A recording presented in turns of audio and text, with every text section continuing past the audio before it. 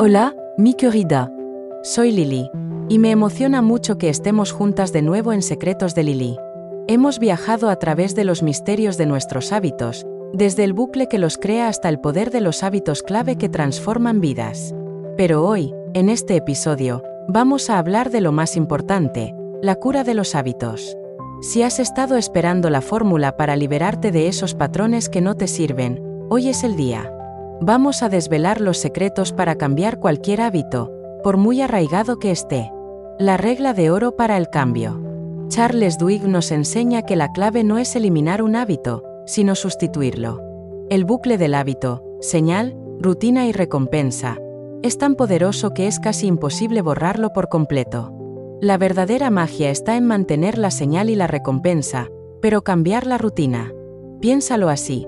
Si tu hábito es comer un pastel cada tarde, la rutina cuando te sientes estresada, la señal, y la recompensa es una sensación de consuelo, el truco no es dejar de desear ese consuelo, sino encontrar una nueva rutina. ¿Qué tal si en lugar de ir por el pastel, te preparas un té, meditas por 5 minutos o sales a caminar? La señal estrés y la recompensa consuelo se mantienen, pero has cambiado la acción. 3 pasos para sanar tus hábitos. Para que esto funcione, necesitas ser una detective de tus propias costumbres. Toma nota. Identifica la señal. ¿Qué es lo que realmente desencadena tu hábito? ¿Es una hora del día, un lugar, una emoción, una persona o una acción anterior? La próxima vez que te encuentres en medio de un hábito indeseado, pregúntate, ¿qué lo activó? Sé honesta contigo misma. Experimenta con la recompensa. Lo que realmente buscas no es el hábito en sí, sino la sensación que te da. A menudo, creemos que queremos algo cuando en realidad anhelamos algo más profundo. Si quieres dejar de revisar tu teléfono compulsivamente, ¿es el teléfono lo que quieres o es una distracción? Prueba a sustituir esa rutina por una diferente que te dé la misma recompensa. Crea un plan y cree en él. Una vez que identifiques la señal y la recompensa, el siguiente paso es crear una nueva rutina. Este es el momento de escribir tu plan B. Y aquí es donde entra un elemento crucial, la fe. Duhigg nos muestra que la verdadera transformación ocurre cuando las personas creen que el cambio es posible. No se trata de simplemente seguir un plan, sino de tener la convicción de que eres capaz de cambiar. Mis queridas, la cura para los hábitos está en sus manos. Empiecen hoy mismo a ser conscientes, a experimentar y, sobre todo, a creer en el poder que tienen para reescribir su historia. Si este episodio te inspiró a tomar el control, no te lo guardes. Compártelo con alguien que esté en el camino del cambio. Y si quieres seguir recibiendo estos secretos directamente en tu bandeja de entrada y ser parte de nuestra comunidad, te invito a suscribirte a nuestro podcast. En las notas del episodio encontrarás el enlace para unirte. Gracias por acompañarme en este espacio seguro. Recuerden que la mujer más importante de tu vida eres tú. Y la inversión más valiosa es la que haces en tu propio crecimiento. Copyright 2025. Secretos de Lili es una marca registrada de Stremla. Todos los derechos de audio, texto y diseño están reservados. Queda prohibida la reproducción parcial o total sin el consentimiento expreso de Stremla. Parte 2 del poder de los hábitos. La cura de los hábitos. Ella era la participante predilecta de los científicos. Según su expediente, Lisa Allen tenía 34 años, empezó a fumar y beber a los 16, y llevaba casi toda la vida luchando contra la obesidad. En un momento dado, alrededor de los 25 años, la perseguían agencias de cobro para recuperar los más de $10,000 que debía. Un antiguo currículum revelaba que lo máximo que había durado en un empleo era menos de un año. Sin embargo, la persona que los investigadores tenían delante era una mujer delgada y enérgica, con las piernas torneadas de una corredora. Se veía unos 10 años más joven que en las fotos del expediente y parecía encontrarse en un estado físico mejor que el de cualquiera de los presentes. Según el informe más reciente, Lisa ya no tenía deudas, no bebía y llevaba 39 meses trabajando en una agencia de diseño gráfico. ¿Cuándo fue la última vez que fumaste?, le preguntó uno de los médicos, partiendo de la lista de preguntas que Lisa contestaba cada vez que visitaba el laboratorio, a las afueras de Bethesda, Maryland. Hace 4 años, contestó, y desde entonces he bajado 25 kilos y corrido un maratón. También había iniciado un máster y se había comprado una propiedad. Había sido un trayecto ajetreado. Entre los científicos presentes había neurólogos, psicólogos, genetistas y un sociólogo. Durante los últimos 3 años, gracias al subsidio de los Institutos Nacionales de Salud de Estados Unidos, habían examinado y reexaminado a Lisa y a otras 2 docenas de exfumadores, comedores y compradores compulsivos, alcohólicos y personas con otros hábitos destructivos. Todos los participantes tenían algo en común. Habían reconstruido su vida en periodos de tiempo relativamente cortos. Los investigadores querían entender cómo lo habían logrado. Para ello, midieron los signos vitales de los sujetos, instalaron cámaras de vídeo en sus hogares para observar su rutina diaria, secuenciaron fragmentos de su ADN con tecnología que les permitía asomarse a los cráneos de la gente en tiempo real. Observaron cómo la sangre y los impulsos eléctricos fluían por su cerebro al verse expuestos a tentaciones como el humo del cigarrillo o una comida apetecible. Su objetivo era descifrar cómo funcionan los hábitos a nivel neurológico y qué se requiere para cambiarlos. «Sé que has contado esta historia docenas de veces», le dijo el doctor a Lisa, «pero algunos de mis colegas solo la conocen de oídas. ¿Te molestaría describirnos de nuevo cómo dejaste de fumar?» «Por supuesto que no», contestó Lisa. Todo empezó en El Cairo. Les explicó que la decisión de realizar aquel viaje fue impulsiva. Unos cuantos meses antes, su esposo llegó a casa del trabajo y le anunció que la dejaba porque estaba enamorado de otra mujer. Lisa tardó en procesar la traición y asimilar el hecho de que se iba a divorciar. Hubo un periodo de duelo, luego otro en el que lo espiaba obsesivamente, seguía a su nueva novia por la ciudad y la llamaba pasada la medianoche para luego colgar. Una noche, se presentó borracha en casa de la novia, golpeó varias veces la puerta y gritó que quemaría el edificio. «No fue una buena época para mí», continuó Lisa. «Siempre había querido ver las pirámides, y aún no había agotado el crédito de mis tarjetas, así que...». La primera mañana que pasó en El Cairo, Lisa se despertó con la llamada a orar proveniente de una mezquita cercana. Su habitación de hotel estaba completamente a oscuras. A ciegas y todavía afectada por el cambio de horario, buscó un cigarrillo. Estaba tan desorientada que no se dio cuenta, hasta que percibió el olor a plástico quemado, de que estaba intentando encender un bolígrafo y no un cigarrillo. Llevaba los últimos 4 meses llorando, comiendo de forma compulsiva, sin poder dormir y sintiéndose avergonzada, impotente, deprimida y furiosa, todo a la vez. Tirada en aquella cama, se derrumbó. «Fue como una oleada de tristeza», dijo. «Todo lo que había deseado en mi vida se había venido abajo. Ni siquiera era capaz de fumar bien.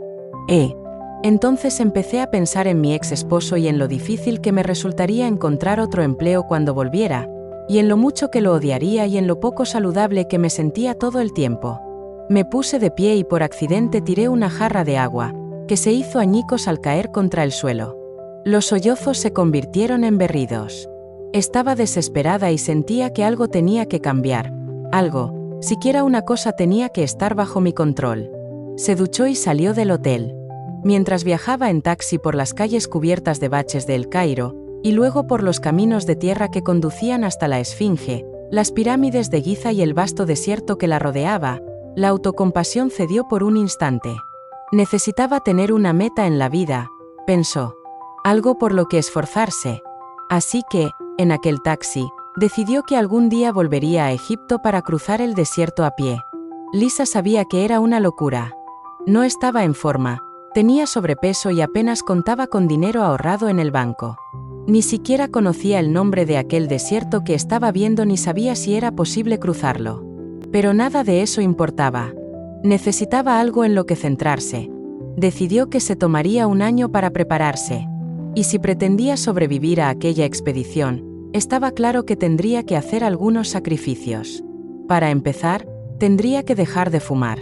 Cuando 11 meses después Lisa por fin cruzó aquel desierto, en una autocaravana con aire acondicionado y en compañía de media docena de personas, el vehículo transportaba tantas botellas de agua, alimentos, tiendas de campaña, mapas, sistemas de geolocalización y radios de doble frecuencia, que añadir una caja de cigarrillos no hubiese importado.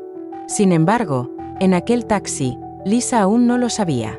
y para los científicos del laboratorio los detalles de la aventura eran irrelevantes. Por razones que apenas empezaban a entender, aquel pequeño cambio de percepción que experimentó ella ese día en el Cairo, la convicción de que para lograr su objetivo tenía que dejar de fumar, desencadenó una serie de cambios que, en última instancia, influirían sobre todos los demás aspectos de su vida. Durante los siguientes 6 meses, cambió el cigarrillo por salir a correr, y eso, a su vez, alteró la forma en que comía, trabajaba, dormía, ahorraba, organizaba sus horarios de trabajo, planeaba el futuro, etc. Empezó a correr medios maratones, luego un maratón completo, volvió a la universidad, compró una casa y se comprometió en matrimonio. Tiempo después, la reclutaron para un estudio científico, y cuando los investigadores empezaron a examinar imágenes de su cerebro, encontraron algo notable. Una serie de patrones neurológicos, sus viejos hábitos, había sido anulada por nuevos patrones. Aún se podía observar la actividad neurológica de los viejos comportamientos, pero aquellos impulsos eran desplazados por nuevas ansias. A medida que los hábitos de Lisa cambiaron, también se modificó su cerebro. Los científicos estaban convencidos de que no fue el viaje a El Cairo lo que desencadenó el cambio, ni tampoco el divorcio ni la aventura en el desierto. El desencadenante fue que Lisa se concentró en cambiar un solo hábito, fumar, en un inicio. El resto de los sujetos de estudio había pasado por un proceso similar. Al concentrarse en un patrón, lo que se conoce como hábito clave, Lisa se enseñó a sí misma a reprogramar también las otras rutinas en su vida. No solo los individuos son capaces de tales cambios. Cuando las empresas se enfocan en cambiar de hábitos, es posible que organizaciones enteras se transformen. Gigantes como Procter & Gamble, Starbucks, Alcoa y Target han sacado provecho de esta noción para influir en cómo se trabaja, cómo se comunican entre sí los empleados y cómo gasta la gente sin que los consumidores se den cuenta. Quiero mostrarte una de tus resonancias más recientes, le dijo uno de los científicos a Lisa al final del examen. Desplegó un archivo en la pantalla del ordenador que mostraba imágenes provenientes del interior de su cabeza. Cuando ves comida, estas zonas, señaló la región más cercana a la frente, donde creemos que radican la inhibición conductual y la autodisciplina, se activan. Esa actividad se ha vuelto más pronunciada cada vez que te evaluamos. Lisa era la participante predilecta de los científicos porque sus resonancias cerebrales eran contundentes y sumamente útiles para hacer un mapa de donde se ubican los patrones conductuales, los hábitos, en la mente. Nos estás ayudando a comprender cómo una decisión se convierte en un comportamiento automático, concluyó el doctor. Todos los presentes sentían que estaban a punto de lograr algo importante. Y así era. ¿Qué fue lo primero que hiciste esta mañana después de despertar? ¿Te metiste en la ducha, revisaste tu correo electrónico o tomaste una rosquilla del mostrador de la cocina? ¿Te lavaste los dientes antes o después de vestirte? ¿Te pusiste primero el zapato izquierdo o el derecho? ¿Qué les dijiste a tus hijos antes de dirigirte hacia la puerta? ¿Qué ruta tomaste para ir al trabajo? Cuando llegaste a tu escritorio, abriste tu correo, conversaste con un colega o empezaste a escribir un informe. ¿Almorzaste hamburguesa o ensalada? Cuando volviste a casa, ¿te pusiste zapatillas deportivas y saliste a correr o te serviste un trago y cenaste mientras veías la televisión? Nuestra vida entera, en la medida en que tiene una forma definida, no es más que un amasijo de hábitos, escribió William James en 1892. Muchas de las decisiones que tomamos a diario pueden parecer producto de una toma de decisiones concienzuda, pero no lo son. Son hábitos. Y, aunque cada hábito signifique relativamente poco por sí solo, con el tiempo la comida que ordenamos, lo que les decimos a nuestros hijos cada noche, si ahorramos o gastamos, con cuánta frecuencia hacemos ejercicio y la forma en que organizamos nuestros pensamientos y rutinas de trabajo tienen un impacto gigantesco en nuestra salud, productividad, seguridad financiera y felicidad. Un artículo publicado por un investigador de Duke en 200 concluyó que más de 40% de las acciones que realiza la gente a diario no son decisiones reales, sino hábitos. William James, como muchas otras personas, desde Aristóteles hasta Oprah, pasó buena parte de su vida intentando entender por qué existen los hábitos. Sin embargo, solo en las 2 últimas décadas los científicos y publicistas han empezado a comprender cómo funcionan los hábitos y, sobre todo, cómo se modifican. Este libro está dividido en 3 partes. La primera sección se enfoca en cómo surgen los hábitos a nivel individual. En ella exploro el fundamento neurológico de la formación de hábitos, la manera en que se crean nuevos hábitos y se modifican los viejos, y los métodos, por ejemplo, de los que se valió un publicista para lograr que el uso de pasta dental pasara de ser una práctica inusual a ser una obsesión nacional. Aquí también exploro cómo Procter & Gamble convirtió un ambientador llamado Febreze en un negocio multimillonario al aprovecharse de deseos habituales en los consumidores, cómo Alcohólicos Anónimos cambia vidas al atacar los hábitos que radican en el núcleo de la adicción y cómo el entrenador Tony Dungy revirtió la suerte del peor equipo de la NFL al enfocarse en las reacciones automáticas de sus jugadores frente a sutiles señales en el campo de juego. La segunda parte examina los hábitos de empresas y organizaciones exitosas. Explora en detalle cómo un ejecutivo llamado Paul O'Neill, que después sería secretario del Tesoro de Estados Unidos, reconstruyó una empresa de aluminio en crisis hasta llevarla a la cima del promedio industrial Dow Jones centrándose en un solo hábito clave, y cómo Starbucks convirtió a un desertor de bachillerato en gerente general al inculcarle hábitos diseñados para afianzar su fuerza de voluntad. También describe por qué hasta los cirujanos con más talento pueden cometer errores catastróficos cuando los hábitos organizacionales del hospital se corrompen.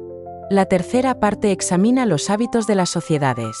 En ella se relata cómo Martin Luther King y el movimiento por los derechos civiles triunfaron, en parte, porque cambiaron los hábitos sociales arraigados en Montgomery, Alabama, y porque un enfoque similar ayudó a un joven pastor llamado Rick Warren a construir la iglesia más grande del país en Saddleback Valley, California.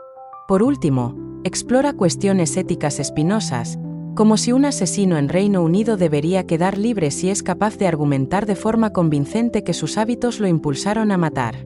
Cada capítulo gira en torno a un argumento central. Es posible cambiar de hábitos si entendemos cómo funcionan. Este libro se basa en cientos de estudios académicos, entrevistas con más de 300 científicos y ejecutivos, e investigaciones realizadas en docenas de empresas. Se centra en los hábitos, según su definición técnica, las elecciones que todos hacemos de forma deliberada en algún momento y en las que luego dejamos de pensar pero seguimos haciendo, muchas veces a diario. En algún momento, todos decidimos de forma consciente cuánto comer y en qué concentrarnos al llegar a la oficina, con cuánta frecuencia beber o salir a correr. Luego dejamos de tomar la decisión y nuestro comportamiento se vuelve automático. Es una consecuencia neurológica natural. Y, si entendemos cómo ocurre, podemos reconstruir esos patrones de la forma en que queramos. Me interesé por primera vez en la ciencia de los hábitos hace 8 años, cuando era corresponsal en Bagdad. Al ver al ejército estadounidense en acción, se me ocurrió que la milicia era uno de los experimentos formadores de hábitos más grandes de la historia. El entrenamiento básico les inculca a los soldados hábitos diseñados de forma concienzuda para disparar, pensar y comunicarse al estar bajo fuego. En el campo de batalla, cada orden emitida apela a comportamientos que fueron practicados hasta volverse automáticos. El ejército entero depende de rutinas ensayadas hasta el cansancio para construir bases, establecer prioridades estratégicas y decidir cómo reaccionar a los ataques. En aquellos primeros días de la guerra, mientras la insurgencia se expandía y la cifra de muertos iba en aumento, los comandantes buscaban hábitos que pudieran infundirles a los soldados y a los iraquíes para crear una paz duradera. Hacía unos 2 meses que estaba en Irak cuando oí que un oficial estadounidense había puesto en marcha un programa de modificación de hábitos improvisado en Kufa, una pequeña ciudad a 150 kilómetros de la capital. Era un comandante del ejército que había analizado grabaciones de disturbios recientes y había identificado un patrón. La violencia solía ir precedida de una multitud de iraquíes que se reunían en una plaza u otro espacio abierto y que, durante el transcurso de varias horas, se incrementaba. Aparecían vendedores de comida, así como también espectadores. Entonces, alguien lanzaría una botella y se desataría el caos. El comandante se reunió con el alcalde de Kufa y le hizo una solicitud inusual. ¿Sería posible impedir que los vendedores de comida se instalaran en las plazas? Claro, contestó el alcalde. Unas semanas después, se reunió una pequeña multitud cerca de Masjid al-Kufa, la gran mezquita de Kufa. En el transcurso de la tarde, la multitud se incrementó. Algunas personas empezaron a canturrear consignas furiosas. La policía iraquí, consciente del peligro potencial, se comunicó con la base y les pidió a las tropas estadounidenses que estuvieran alerta. La gente empezó a buscar a los vendedores de kebabs que solían instalarse en la plaza, pero no había ni uno. Los espectadores se retiraron. Los cantos perdieron fuerza. A las 8 de la noche, todos se habían ido. Cuando visité la base cerca de Kufa, hablé con el comandante. Él me dijo que no era necesario pensar en las dinámicas multitudinarias en términos de hábitos. Sin embargo, a él le habían infundido la psicología de la formación de hábitos durante toda su carrera. En el campo de entrenamiento adquirió los hábitos necesarios para cargar su arma, conciliar el sueño en zona de guerra, mantener la concentración en medio del caos de la batalla y tomar decisiones a pesar de estar agotado y sentirse abrumado. Tomó clases en las que le enseñaron a ahorrar dinero, a ejercitarse a diario y a comunicarse con sus compañeros de litera. Al subir de rango comprendió la importancia de los hábitos organizacionales para garantizar que los subordinados pudieran tomar decisiones sin tener que pedir permiso con frecuencia, y cómo las rutinas adecuadas facilitan trabajar con gente que en general no toleraría. Y en Kufa, como creador improvisado de una nación, veía cómo las multitudes y las culturas se guiaban por los mismos principios. De cierto modo, dijo él, la comunidad no es más que un conjunto gigantesco de hábitos que se establecen entre miles de personas y que, dependiendo de las influencias externas, pueden derivar en violencia o en paz. Además de sacar a los vendedores de comida de la plaza, estaba emprendiendo docenas de experimentos distintos en Kufa para influir en los hábitos de la población. No había habido un solo disturbio desde su llegada.